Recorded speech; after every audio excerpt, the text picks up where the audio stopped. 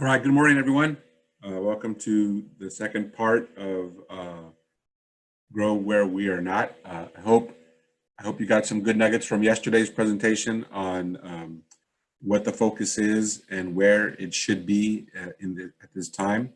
We're going to go a little bit more into the details and what we've done in the past to give you the blueprint for what we'll be doing next. But I talked to a lot of you via email or phone yesterday, getting your plans, getting your business plan and schedules in. So great first steps. And I'm looking forward to helping more of you continue down that road in the coming days and weeks as we move to grow our market share in Cupertino, Sunnyvale, and Santa Clara with our primarily. And with that, let's jump right in. I've got a great video for you from Tom Ferry, and it's about the condition we find ourselves in, which is a very limited inventory and some of the strategies you will take. So I wanted to kick it off with that because it'll show you some of the high level things that you can do to increase your listings.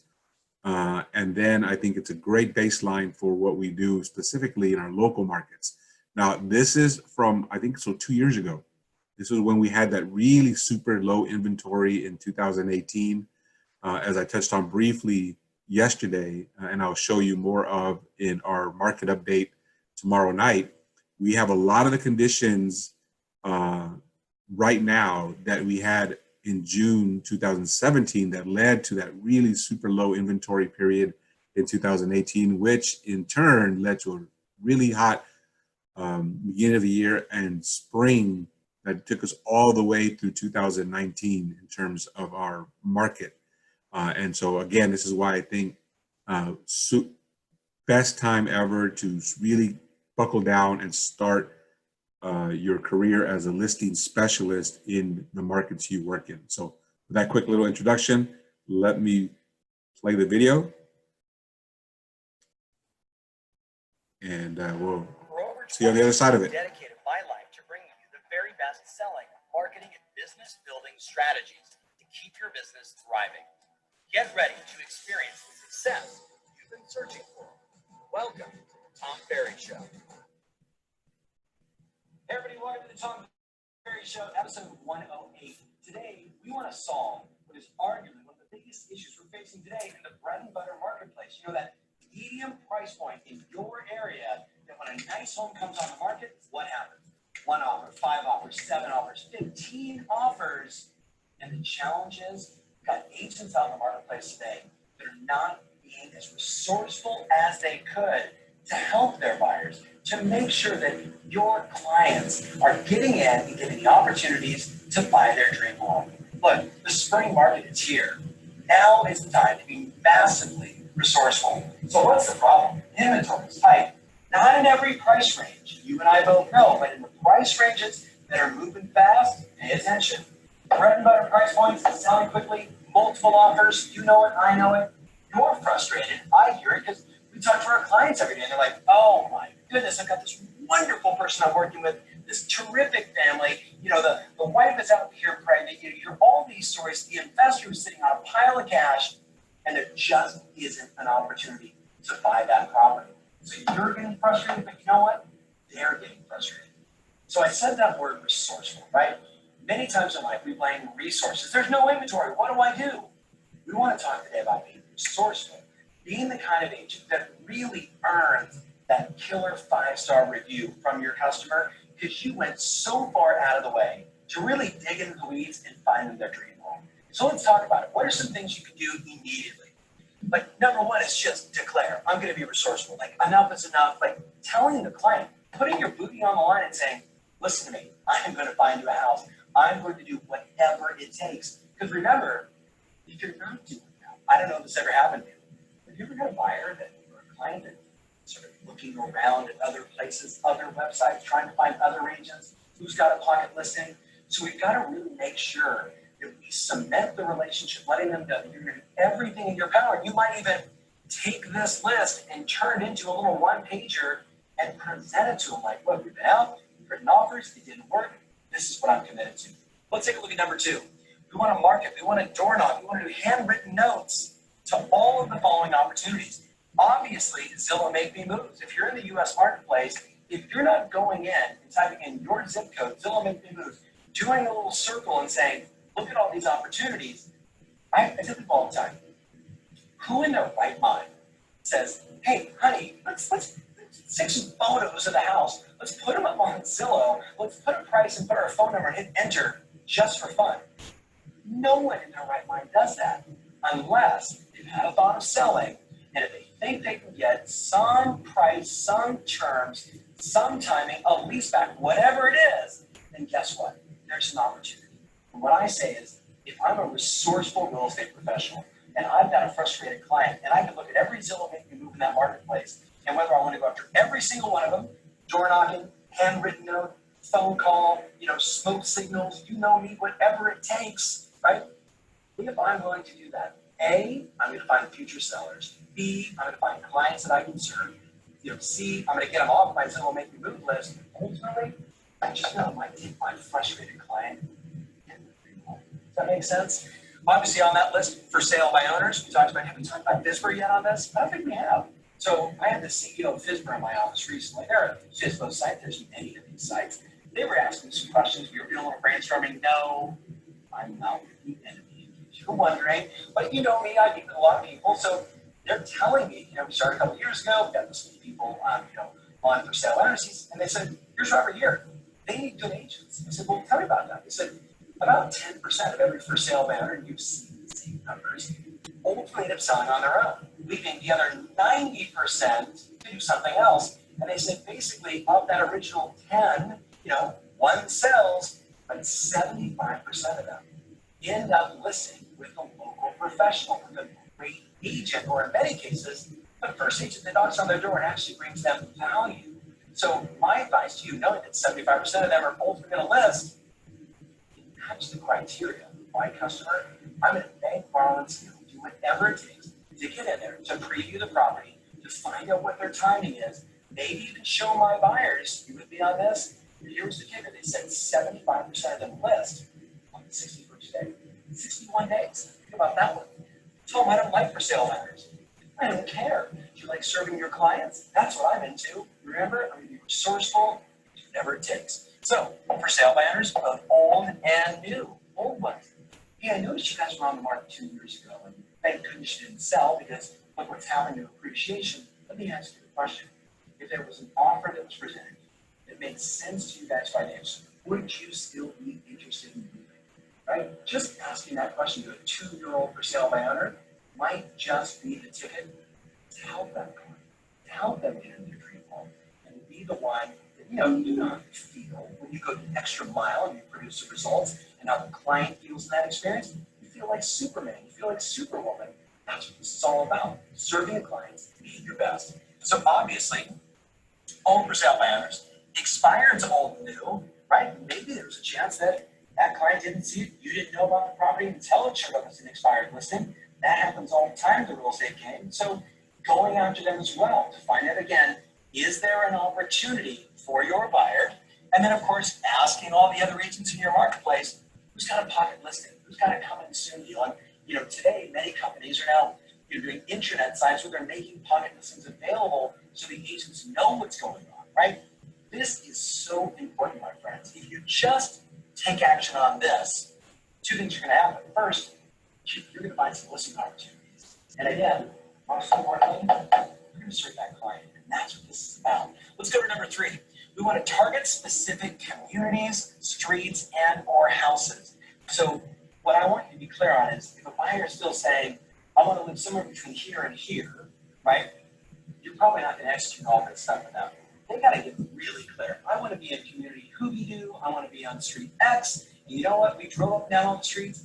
That one, and that one. The single story bungalow, whatever it is, you identify that. And then, my friends, you do this. And it's fascinating how many people are doing this now, where they try it the first time and they go, this is incredible. Today we send our offers via DocuSign and dot loop, and it's all electronic. You actually print out an old school offer. It'd be like the paper one. Remember paper? And you write it out, And then up here, you get a photo of the investor, the individual, or the family member, and you knock on the specific streets. You knock in those communities. Knock, knock, knock, and you hold it up. Hi, my name is Tom Perry with Manor Real Estate. I'm representing, and they would like to buy your home. Have you guys had any thoughts of selling? Being that assertive. Being that assertive, where you're like, this is the offer, they're ready to go. Have you guys had any thoughts of selling? Now, think about how different that one idea is from perhaps things you've done in the past where you knock, knock, knock, hi, I'm representing a buyer, and they were looking at the neighborhood, they'd be interested. No, hi, these people, this offer, your house, interested? Very assertive, with me, very direct. And if they say, gosh, we're not, we love this neighborhood, we moved here a couple of years ago, we're gonna raise our kids, we're gonna die here, whatever it is, gosh, do you know anybody else on the street? Because they really want to be in this community. You know what it is. They really want to be in this community. You make that situation more emotional. You get people connected. But what does it also say about you? What does it say about you that you're willing, knock, knock, knock, to go do this? Let's go through the last one. Ready?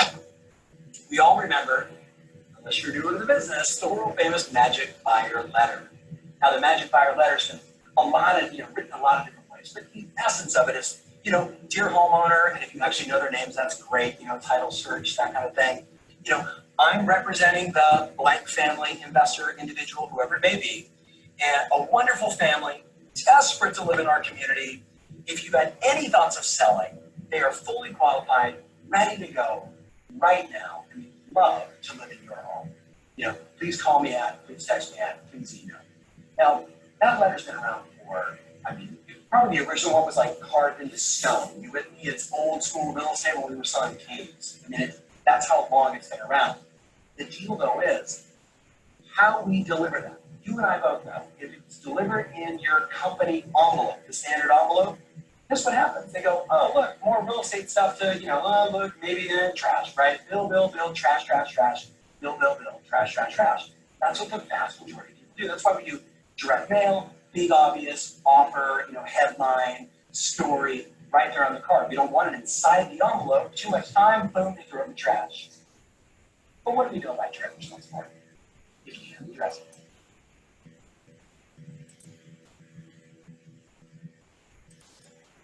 And stamp it. By the way, if you throw a birthday card stamp on there, a card stamp, if the envelope is this big, not a standard one, if it's nicer color paper, if it's a little thicker, you put me on this. Inside, you handwrite this note, or you type it up and you fold it up well so it's a little bit thicker. And guess what happens? The open rate goes through the roof.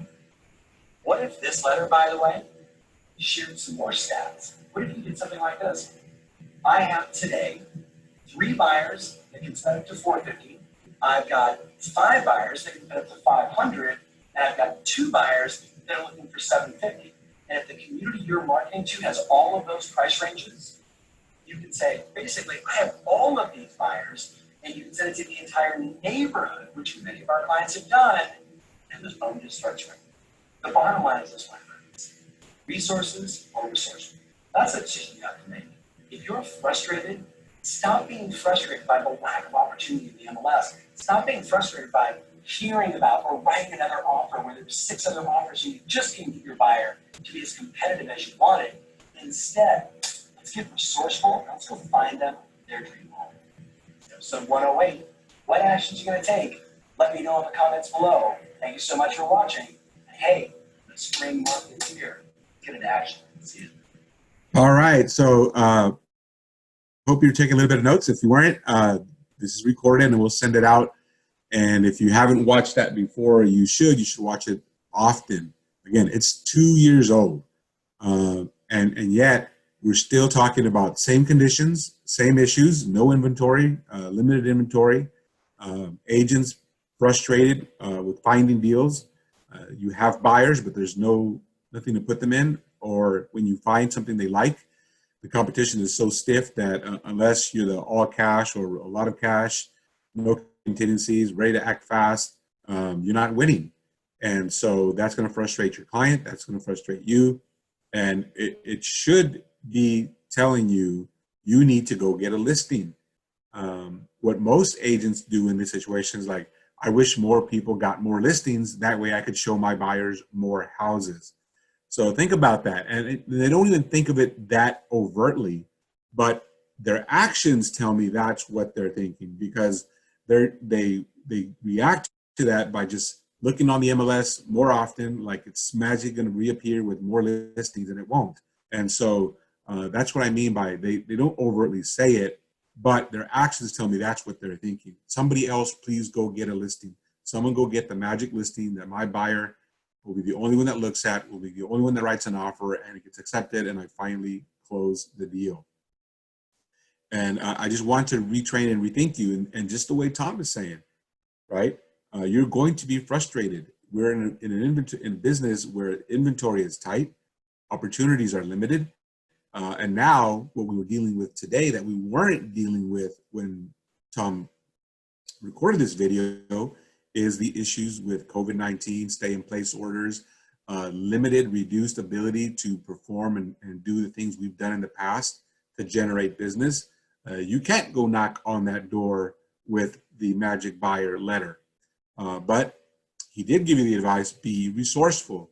You cannot knock directly on the door. Can you do it another way? We're going to talk about things like that in the coming days and weeks, so that the overall strategies are the same. The details might be different, but it all goes back to the original. Are you frustrated, and are you willing to do something about it?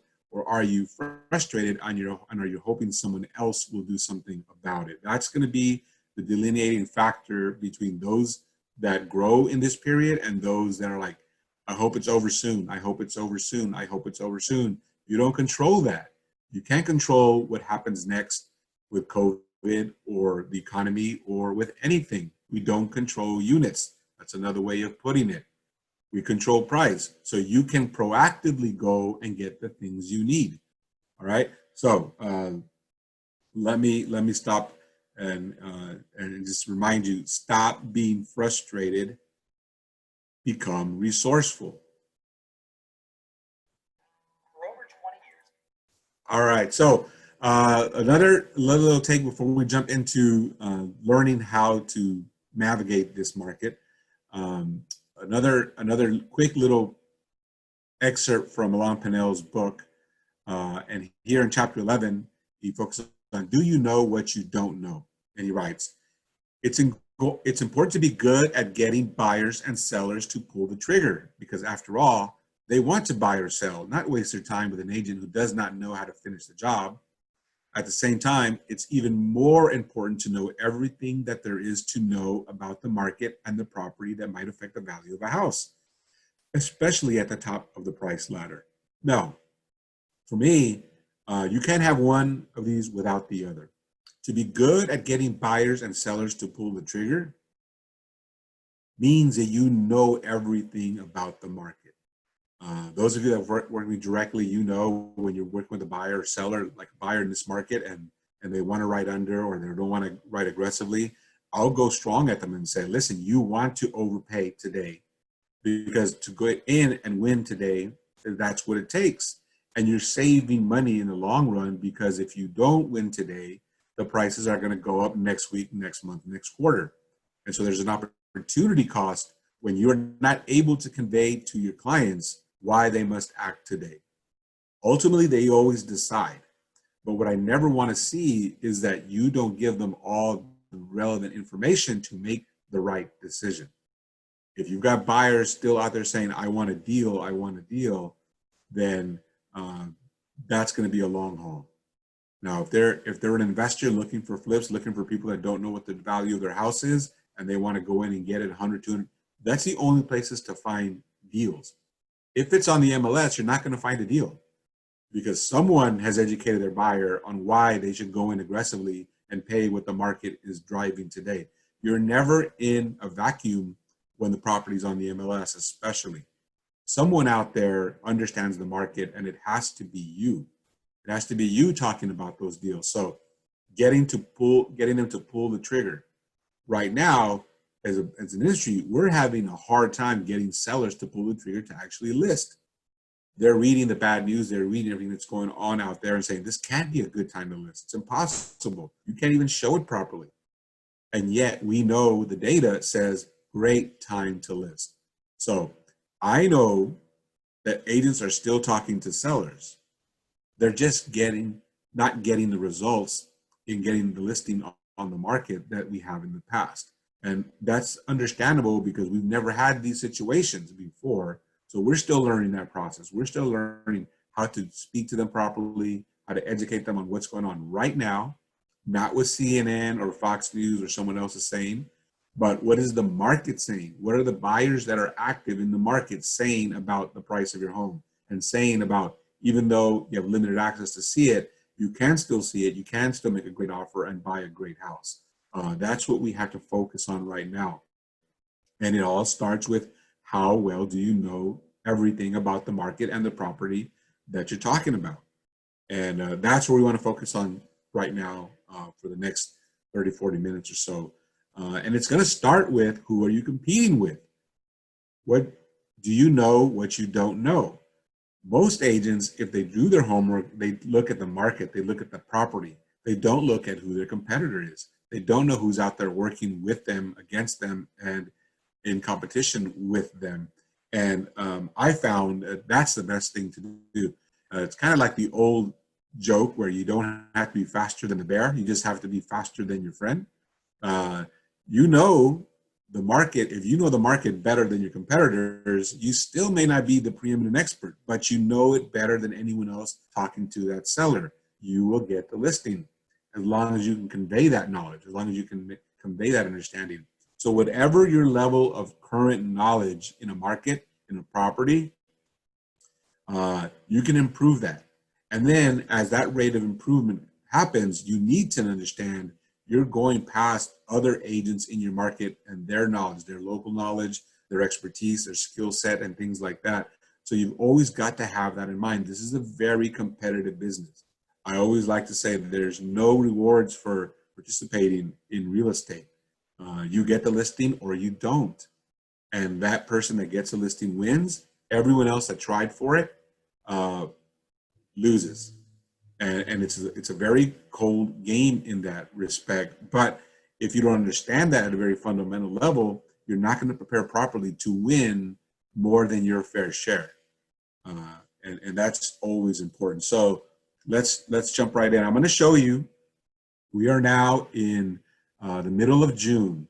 On or around July 10th, we're going to have all the updated information for the last year up to and including June. So every year at the beginning of the year, and then once again in middle of July, I put out the last 12 months information on any given market. And so for our purposes, I'm going to show you Cupertino, Sunnyvale, Santa Clara on all these next slides that I'm showing. So this is a little bit outdated. This is from second quarter 2019, but it's good enough to show you the process. Now, this is not something you have to do. I'm going to do it.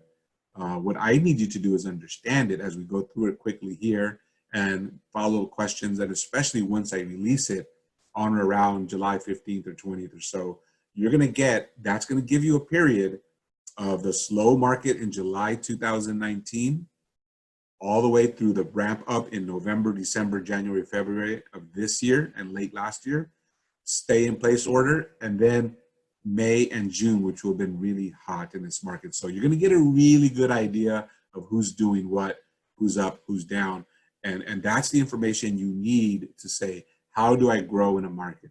How do I grow in Cupertino? Well, you've got to know who you're competing against. Some of you have started to turn in your business plans and the areas where you want to work. And so you showed me, I want to work in this zip code and this price point. And I sent back to you, okay, here's the top broker, here's the top office, and here's the top agents. That's who you're going to compete against. And for example, in one market, I said the top agent in this market on average is spending around $5,000 to $10,000 in marketing dollar to win these listings. Now, that's not to scare anyone off. That's the game you're playing, right? If you understand that and you say, okay, I understand, I need a budget of $5,000 to $10,000 to win here, and you have it, then go for it. But if you don't, then you need to have radically different plan or you need a different market. So understanding the competition first and understanding the market. So competition. So this is what I do. I go back 3 years and I look at from brokerage to office to agents, who's growing, who's gaining, who's losing, market share, units and volume. So I can identify trends and I can share them with you. Are we growing as an office? Are we growing as a broker? Are we growing as in units? Are we growing in market share, volume? All of those things are important. Now, your time should be spent prospecting and doing other things. This is something I will deliver to you so that you can at least read it and have an understanding. And then once you have it, twice a year, you can make any adjustments to your plans. You can make any adjustments to what you're doing. And it works two ways. I'm monitoring what you're doing by looking at our results. And when I look at our results, if we're up, whatever we're doing, I'm going to do more of it. If we're down, I got to look at why. Why are we losing ground? What do we need to change? What are our competitors doing? And so Jess and I were responsible for that. We might adjust our training. We might add service. We might add training, depending on where we are. We only can do that effectively if you're reporting your progress. At a very minimum, we'll record your wins and losses because we'll get listings, we'll get sales, we'll get volume. But I would rather incorporate what are your lead measures? Are you prospecting? Do you have appointments? What are your conversion rates? Before we understand what are our final results. Because I don't just want to teach and train based on our closings. I want to teach and train on what are your activities. Are you making enough phone calls? Do you have enough leads? Are you sending enough information? Are you sending the right information? Are you able to convey your quality and your skill versus your competitors and that? So look for that again around middle of July. It'll be from the previous 12 months. And don't focus on the dates here. Focus on how we use it. So now here I break down Cupertino again for a 12-month period. And again, you show total units, total volume, who's up, who's down, who's number one, and who are we working with. Obviously, very competitive market. Cupertino is an ideal market. Not a surprise that everyone is in here working really hard. And look how tight it is at the top. We're number one in this period, but by 2 units and by less than $15 million in volume. Again, I'd rather start at number one than anywhere else, but this is not good enough for me. This is, I know fundamentally when we identify and we really look at these numbers, we can get better. And it's no different than going to a doctor. You know, you may not feel great. Maybe you're a little tired. Maybe you're not fitting into your clothes or some other issue. So you go to the doctor and they run tests. They take your weight. They take cholesterol. They check your blood levels, all of that. And why are they doing that? You're going to them for help. And you're at some level going to them for a plan on how do I improve? How do I start to feel better, right? Well, they can't give you advice and they can't give you a plan until they take all your measurements and they take all those tests. So when they do that, they can identify how's your cholesterol, how's your blood pressure, what's going on with all of the systems in your body, how's your diet, how much rest are you getting, do you smoke, do you drink?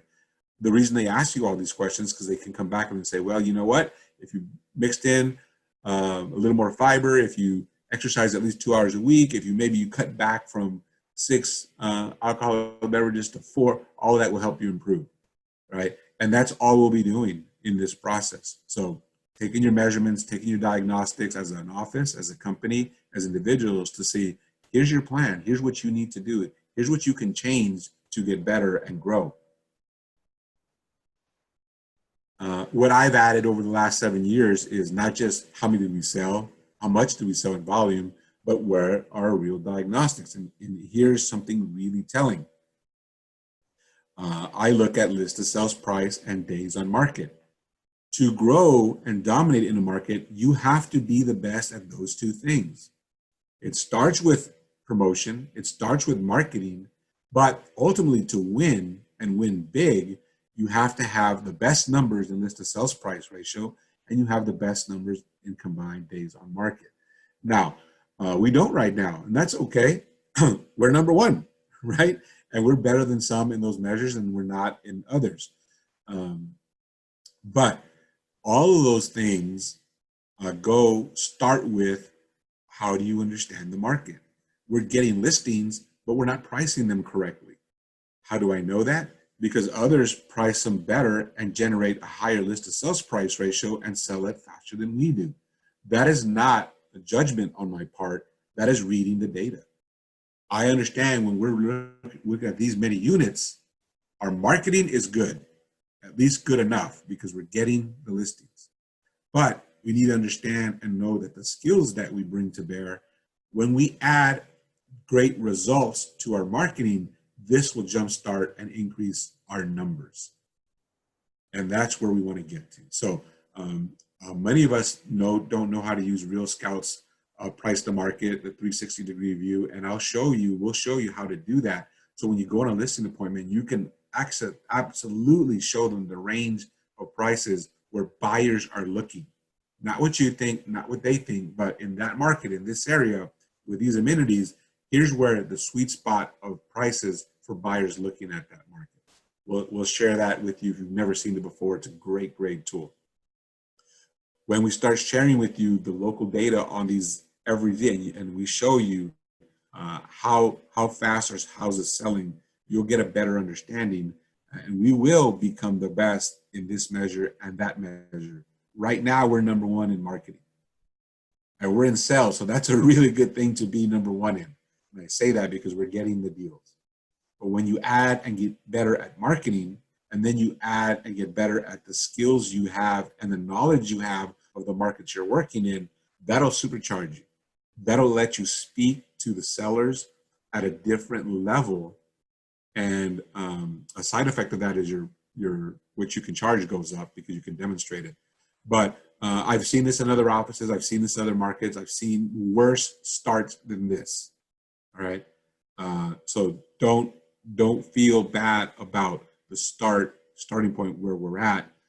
Think about where we're going to be. And I'll show anyone that wants to how to do this as an office so that we continue to grow. Because the power of this is I need to make each one of you individually better at this so that our collective number keeps getting better and better and better. And that's the virtual cycle that I like to talk about, where as we each improve in every metric individually, that all shows in the office level. That all will show in our performance. And then that'll allow us to go into every listing appointment, allow us to market and list. There's only one choice, and that is you're going to hire Intero Cupertino to sell your house because we're the best. The only question is, which one of us will you hire? And so we'll show you how you make that connection, how you leverage your position to make it that choice. You don't want them to have, there's 5,000 agents that can sell your house. There's only a few, and that's what we. And when I say these things, often people say, well, that's not what the consumer wants. The consumer wants choice. The consumer tells you they want choice. But when you look at any product, any service, there's always a small group of providers at the top that have the bulk of the market share. Think Coke and Pepsi. Think Burger King and McDonald's, right? People say, I want to go eat wherever I want to eat. No, you don't. You're going to eat at the most convenient place more often than not, which is McDonald's, because they occupy the busiest corners in every city, and they have the quick, fast, and right price point to entice you to come in over and over and over and over. They're not the best restaurant. They're not the best burgers, but their marketing and their data analysis and everything that they do is so on point that they're the number one company. And that's what we want to do, right? The consumer likes to pick from the top company, top area, most convenient, and that's what they generate. Now, our task is to be the absolute best choice. So when we match the consumer's want for brand, the want for size with absolute quality. The company, the office, is designed for that meta search and comfort that the client wants. You are the niche. The agent is the differentiator. When you go in and carve out expertise that the office doesn't have, the needs and service and style that the office as a collective doesn't have, that's where you would that's where you separate yourself as an individual. And we'll talk more and more about that. But these are concepts I need you to understand at a high level so that you buy into the training and the systems and the tools that we're going to talk about. I hope that's clear. If it's not at all clear, that's a great conversation to have one-on-one with me when we're doing our business planning and we're going over your schedule and we're creating a marketing platform for you. All right, so then further, I then break down each individual community. And again, these are dated, but you'll have all new numbers by the end of July when we really start digging in and pushing out your marketing pieces to grow your listings. So I go into every market, every city, high end, mid range, and low end, because they're distinct in each market. So for example, here in Cupertino, 2.5 million and above, that's about 1/3 of the market. Prices have gone up a little bit, so it might be like 2.6, 2.7. But again, the concept is the same. Then we share. Not all of you will be marketing in that $2.5 million plus range in Cupertino, but if you are, you need to understand this, right? How do we do in that specific zone? Where are we at as a company? Where are we as an office? This is top brokerage. Our office does much better than this. And I'll share that with you when it comes time. Same thing, not only how many units, but how do we fare here? How do we fare in these numbers? What I'm going to show you in July is if you go in and show our brokerage numbers, you like that because there's way more units. But when you in saying this is why you want to hire me, this is not going to look good. This happens because we have other agents working in the company that maybe don't know it as well as you. And maybe their strategy isn't the same. But we'll focus on that. And my goal is always, as an agent, you've got to go in and sell your brokerage, then your office, ultimately you sell yourself. And if you're brand new, as you're breaking into this market, you're going to focus more on brokerage and office until you establish yourself. If you're established, then you put out your numbers, your performance, your track record, and that's where you want to win. All right, so this is what we started looking at yesterday. And so this is that idea, even within a city, even within larger neighborhoods, you're going to have different price points. No matter where you start, if you start at the national level, regional level, state level, city level, neighborhood level, the concept is the same. We do not control units, we control price, but that attracts everyone. Every house in our market has to be in someone's farm. Everyone has to be hearing how great Intero the brokerage is, how great Intero Cupertino the office is, and work with me. And that's what we'll teach you, and that's what we'll show you how to maximize so that your reach and your voice is magnified. It's always large. It's not, I've not listed a house in this neighborhood yet, but it's like we're Intero, and we're Intero Cupertino, and we're the #1 office in this market, this area. We train and we teach specifically to the data and what's going on in your market, in your area, and I'm part of that team.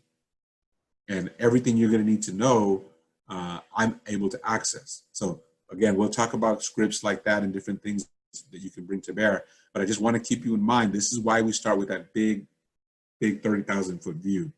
You have all of this at your disposal. But even if you're starting in a brand new farm or you're a brand new agent, you can come in on day one and be powerful. So this is in 2015 when I started this project, and I still haven't changed the slide for a purpose. What I was trying to show in this slide is that focal point, we do not control units. What you see here is the gradual decline from March 2003 to, at that time, March 2015, in the decline of available properties to sell, right? Of course, we had that REO and short sale bump, but this is a trend line over time that even accounting for this big bump, we have steadily and significantly lost inventory since 2003. Now, why don't I change it?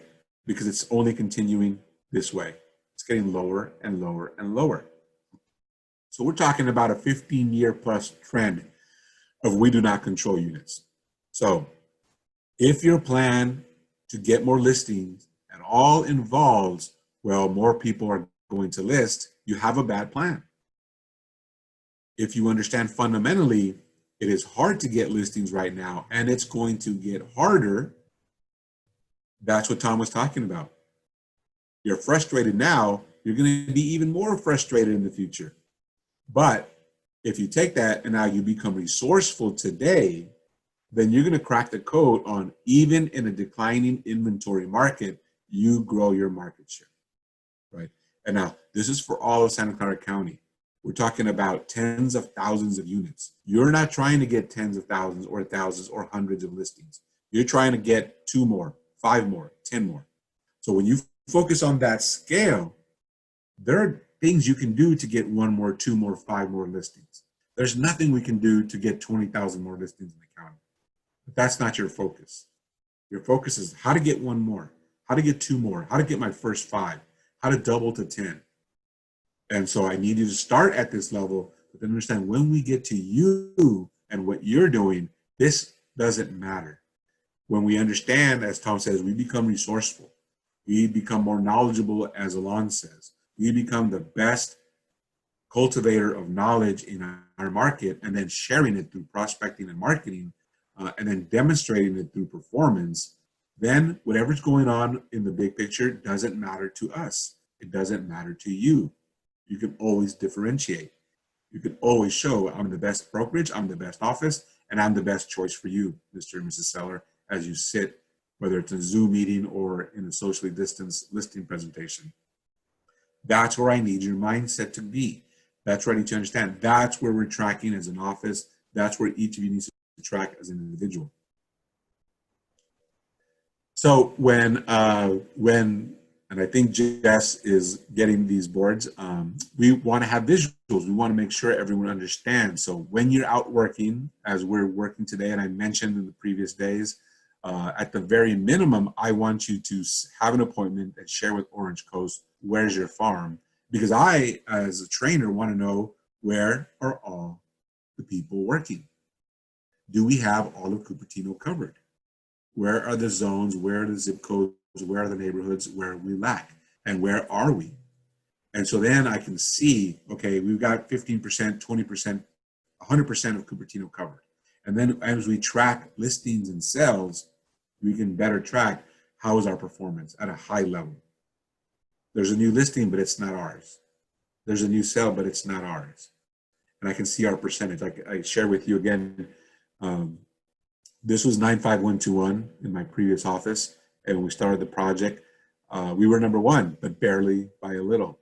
We were, I listed here, I said, we're number 1 with 25 units and $18 million sold. Congratulations. You always want to be number 1. And I put only 43 more to go, 43 million. Why? Because that demonstrated where I needed to be to get at our goal or percentage. And we got there because we did this. It was programmed, it was planned, it was organized. And in this zip code, for example, you have multi-million-dollar homes and you have $500,000, $600,000 properties on the other side of 101. So we had that high end, that middle end, and that low end. And I had agents for each one, and we had strategies for each one, but we worked collectively. We knew where we were covered, we knew where we weren't. We knew where we won, we knew where we lost. We knew where we needed to change our strategy or do more of what was working and things like that. And so that's where we'll get. So we need to understand collectively and individually our Cupertino, Sunnyvale, Santa Clara markets at this level. And so this is what we did. So the reason I started with 95121, in our market at that time, 95138 was the absolute highest market, right? And so we, per what Alon taught us, we said to grow and be number 1 and dominate and get to these targets, we have to control the top. So I first made sure we had agents working in 95138 at the highest price points, and we did. And we worked aggressively and smartly to get to the top. We were at less than 1% market share in 2010 when we started. By the end of that run, about a 10-year run, we were up around 25%. And again, it was systematic, it was organized, it was planned, and we got there. It took us about 6 years to get when we were around 20%. But it was worth it because we got better every single year. It wasn't like 5 years of struggling at less than 1% and then boom, we hit it. Every year we improved. Every year we got better until we reached our target. And that's what I want to do. We're starting at 5% in Cupertino. Every year, let's get better. Let's get to 8.5%. Let's get to 10%. Let's get to 15%.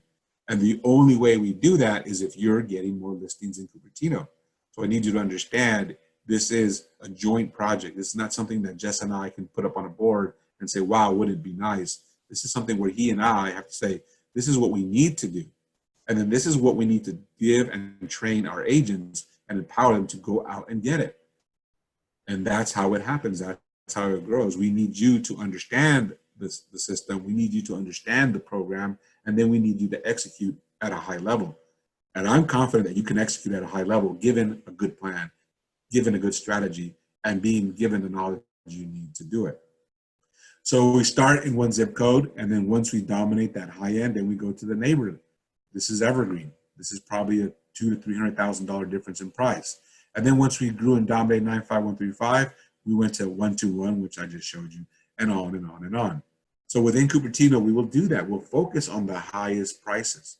Get those. When we control those as individual agents, as teams, as an office, then we can go to the neighborhood surrounding it and over and over. And this is the process we follow. Again, very systematic, very organized, a lot of thought, a lot of process put into it, and then monitoring, executing, refining, and growing.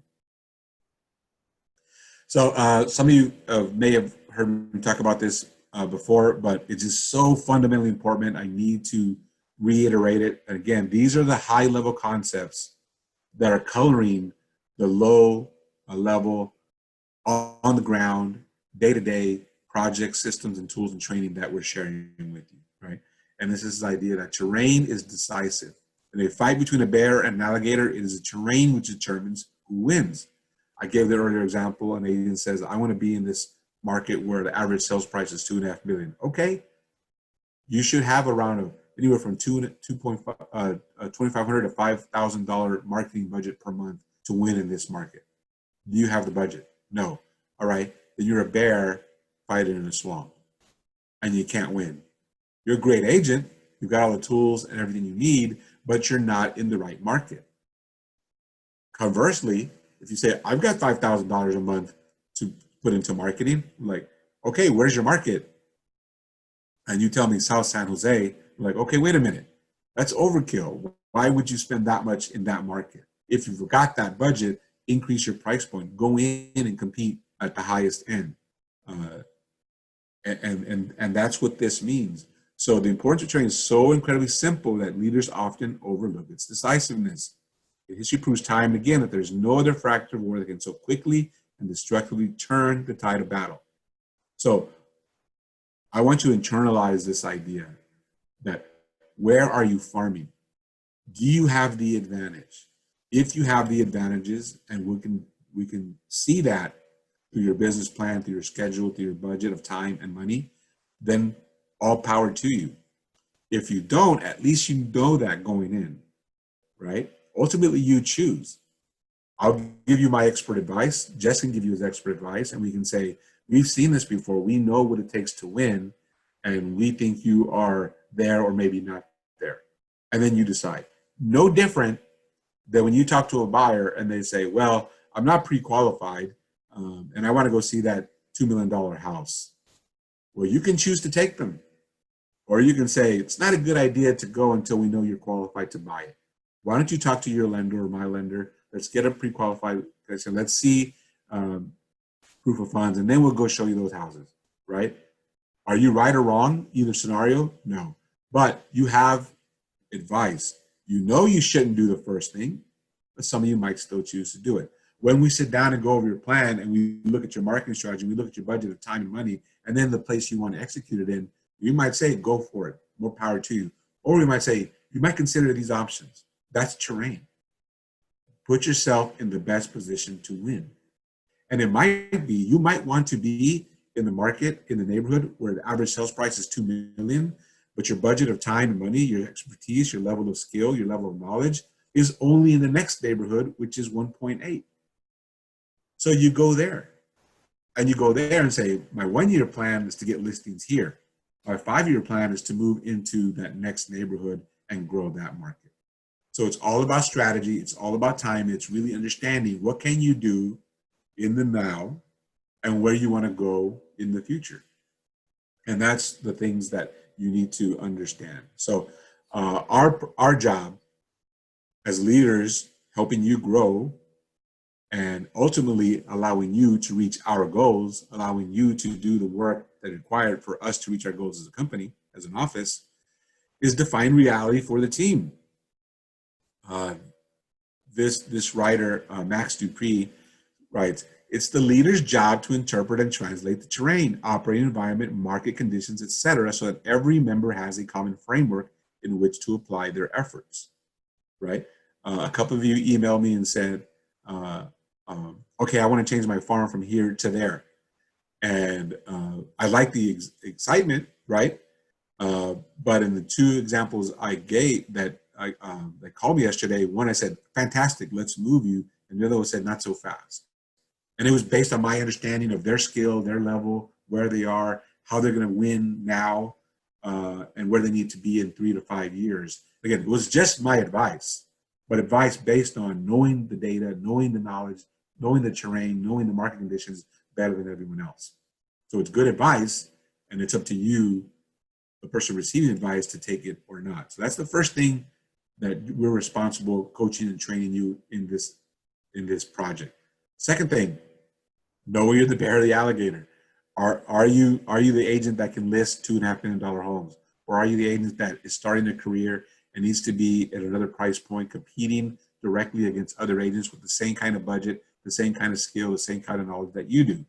Leaders must understand their organization's strengths, weaknesses, and ideal operating terrain before stepping into the fight.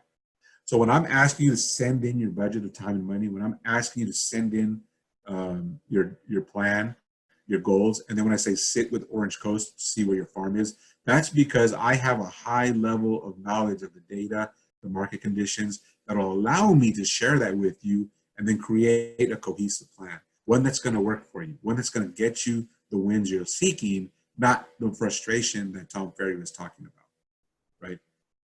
And that's all we're seeking. The last thing, terrain changes, so be flexible. Leaders must be open-minded about the operating environment and ready to react when conditions shift. There is no unfair when dealing with an uncontrollable variable like terrain. Each side has the same opportunity to use the environment to its own advantage. Expect to fight in a way you never expected and train adaptability into the organization. This is always true, never more true than right now. How we operated from January to March 15th was one way. How we operated from March 16th to around April 15th was another way. How we've been operating from April 15th to today is still a third way in a 6-month window. And I'm telling you right now, the things we're going to need to do to win in July, August, September will be different from today. And October, November, December will be different from today and from that period. And so this is why I feel our level of knowledge of the market conditions, day-to-day, on-the-ground activity of our competitors, of the markets we work in, is never going to be more important. But no one is better positioned to understand it than we are. No one is better positioned to understand. We will see changes before they happen. I shared with you briefly yesterday. I can see the conditions, and I shared with you and showed you how the number of active listings relative to pendings and how they're growing mirror what was happening in June 2017. So when we can see that, it's like being at the beach and watching the waves. When you watch the waves come in, they're not all the same size. They're not all the same force. And when you've been there a while, you can look past the break and you can see as they build out and start to build 500, 600, 700 meters from the shoreline, and you can start to say, that's going to be a big one, bigger than normal or smaller than normal. You can say, I better move back on the beach or my feet are going to get wet. And I'm telling you, when you read the market, when you understand the daily inputs, when you can read the data, when you can know your market better than anyone else, you can see that from a distance. You can see it coming. You can adapt. You can change. Um, a good example in surge training, listings was the fourth module. But because I looked out and I saw what I expected to happen in the next uh, 2 to 3 weeks for sure, and for the next 6 months, and I said, we need to move it up. We need to move up and start focusing on getting the listings right now, because we're going into an environment where there's fewer and fewer, and it's going to get harder and harder.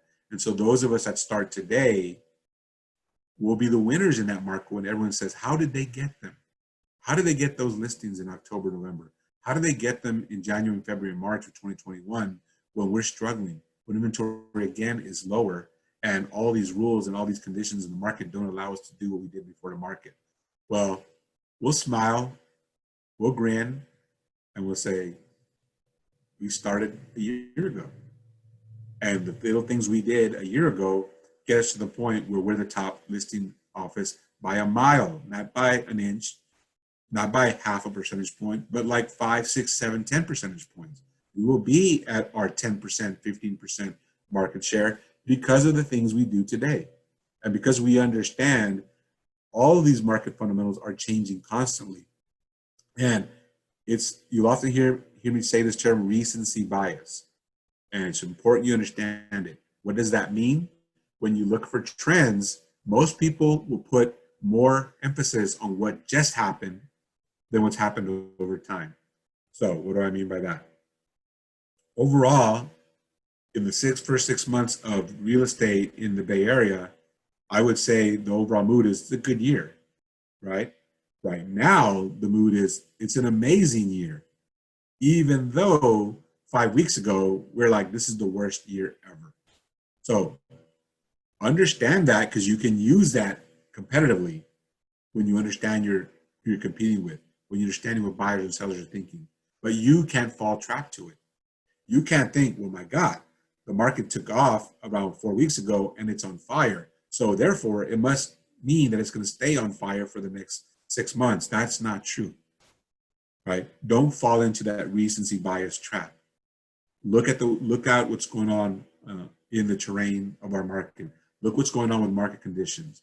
Keep up and follow all the data we give you. Start to systematically, in an organized fashion, locate what market am I going to be in? How am I going to talk to these sellers? How am I going to start talking to them now so I can win them in the next 30 days, the next 90 days, the next 150 days, the next year, the next 2 years? And you can win that if you start with that short-term, focused, dedicated, systematic approach. It's what always works. Everyone that's a top listing agent started at that point at some time. They started with a plan, they started with a schedule, they started with a budget of time and money, they looked at best practices, and then they just started doing it. And then they measured their success. They measured how many calls or letters do I send, and how many responses do I get? What's that response rate? And if it's low, you change your approach. If it's high, do more of it. On the response rate, they said, okay, how many appointments do I get? If I get 50 responses, do I get 10 appointments? And if you do, is that high or is that low? Well, because we're all measuring all the same thing, if we have 30 of you doing that, and one of you is 50 responses, 10 appointments, but the rest of us are 50 responses, 20 appointments, well, then you need to change something, because you're below the average, all other things being equal. If you get the appointments, but you don't get the listing at least the average rate of the office, well, then we have to change something there, right? But again, as a company, as an office, as leaders, we're not just throwing out training. We're not just, saying, well, you should know this, you should know that. I can go and specifically say, this is what you need. This is where you need help, because we're all doing the same process. We're all taking the same steps.